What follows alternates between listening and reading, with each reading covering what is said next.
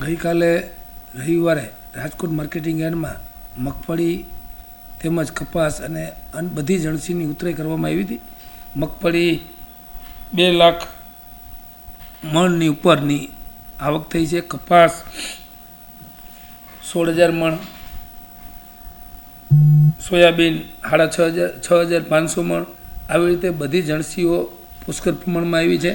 આશરે 1,300થી 1,400 જેટલા વાહનો સૌરાષ્ટ્રના અલગ અલગ ગામોમાંથી આવેલા અને ખેડૂતો રાજકોટ યાર્ડમાં પોતાનો માલ સુરક્ષિત રહે એ રીતે ઉતરાઈ કરી અને કાલે ઉતારવામાં આવ્યો હતો.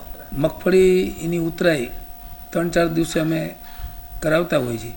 મગફળીની પુષ્કળ આવક હોય એટલા માટે જે વધુ આવક થઈ ગઈ હોય એટલે એની 3 થી 4 દિવસ માટે જ્યાં સુધી એનું વેચાણ ન થાય ત્યાં સુધી જગ્યા ઉપલબ્ધ ન હોય તેથી અમે આવક બંધ કરતા હોઈએ.